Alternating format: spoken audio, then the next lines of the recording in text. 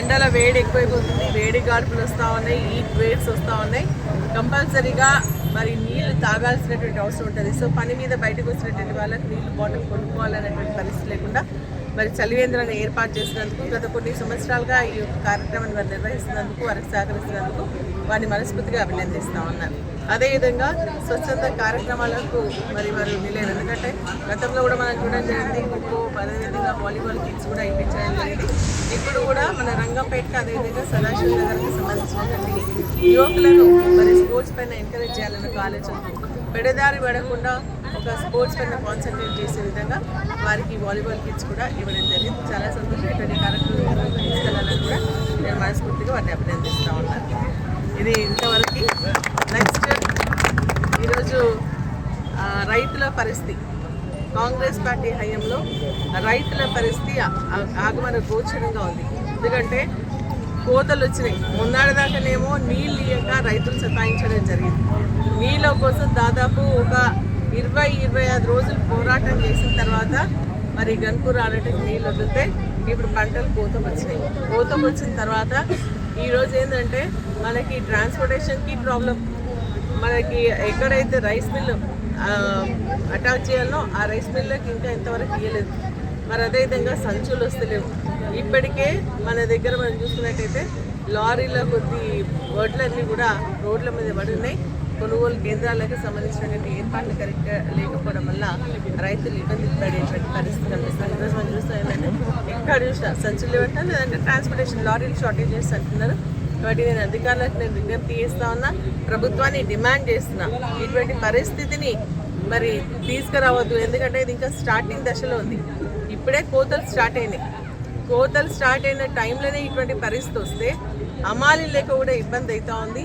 మరి కొన్ని రైస్ మిల్లుల దగ్గర చూస్తూ ఉన్నాం, లారీలన్నీ నిలబడినాయి. వారికి ఇంకా ఇంతవరకు మరి అన్లోడ్ చేసుకుంటలేరు.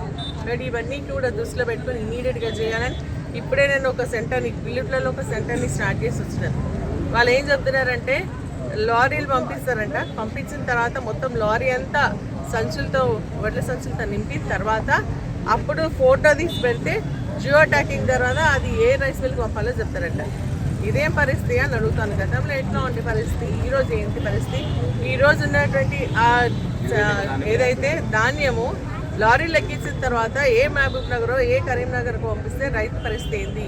ట్రాన్స్పోర్టేషన్ వాళ్ళు ఎత్తేస్తారు. లేదంటే సంచులు ఈడ జోకినంత తర్వాత మళ్ళీ అక్కడ దగ్గరున్న రైస్ మిల్కి పోతేనే దాన్ని అన్లోడ్ చేసుకున్న వారికి 1.5-2 కిలోల ఇది పోతుంది, తరుగు పోతుంది. ఇప్పుడు ఇంకెక్కడెక్కడో పంపిస్తే వారం 10 రోజులు ట్రాన్స్పోర్టేషన్ పెడితే రైతుల పరిస్థితి ఏంది? ఎంత నష్టం జరుగుతుంది? ఆల్రెడీ సరిగ్గా కాలం ఇది కాకుండా కొంత వడగళ్ళు పడి నష్టం జరిగింది. ఇప్పుడు నీళ్ళు లేక కొన్ని ఎండిపోయినాయి. మళ్ళీ ఇప్పుడు వచ్చిన దాన్ని కూడా ఇటువంటి పరిస్థితులు క్రియేట్ చేస్తే వాళ్ళు ఎట్లా అని చెప్పేసి అడుగుతున్నా. ఇవన్నీ చూసినటువంటి రైతులు పాపం దళారుల చేత మళ్ళీ మోసపోతూ ఉన్నారు. 1800-1900కే వీళ్ళు మన ధాన్యం, సన్న బియ్యం బోనస్ ఇస్తామన్నారు. లాస్ట్ టైం బోనస్ రాలేదు కాబట్టి రైతులు ఏదంటే కోసిన వెంటనే ఆరబెట్టి కూలీ అవన్నీ ఆలోచన చేయకుండా 1800-1900కే మరి రైస్ మిల్లర్స్కి కానీ లేకుంటే వేరే వాళ్ళకి అమ్ముకునేటువంటి పరిస్థితి వచ్చింది. కాబట్టి దీన్ని ప్రభుత్వం దృష్టి సారించాలా, జిల్లా అధికారులు కూడా దీనిపైన దృష్టి సారించాలా. సెంటర్స్లో ఇమీడియట్గా కావాల్సినటువంటి ఏర్పాట్లు చేయాలా.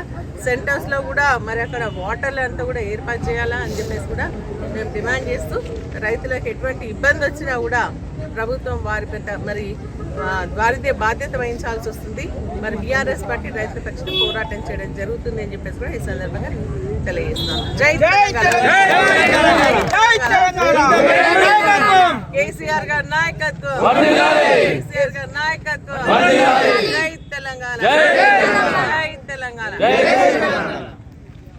మాట్లాడి మళ్ళీ మీరంతా డిస్టర్బ్ అయితే ఆడ మాట్లాడుకుంటే ఫోటో తీసుకుంటాను, డిస్టర్బ్ చేయకుండా. మళ్ళీ అక్కడ ఇంకా సెంటర్ వాళ్ళకి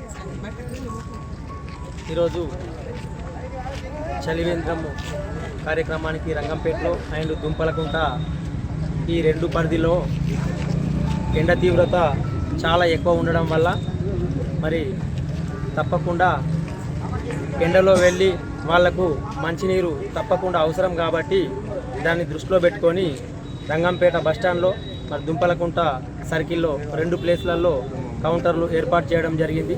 మరి ఈ చలివేంద్రాలకు ముఖ్య అతిథిగా విచ్చేసినటువంటి మన అందరి అభిమాన నాయకురాలు గౌరవ సునీత లక్ష్మారెడ్డి గారి చేతుల మీదుగా ఓపెన్ చేసుకోవడము చాలా సంతోషంగా ఉంది. ఇక్కడనే బస్ లాగి ఇప్పటిదాకా మేడం రాకముందు దాదాపు ఒక 100 లీటర్ల వాటర్ కూడా వాళ్ళని ఆపలేకపోయినాం. తప్పకుండా తాగుతారు కాబట్టి తప్పకుండా వారికి కూడా మేము కొన్ని సూచనలు కూడా చెప్పడం జరిగింది.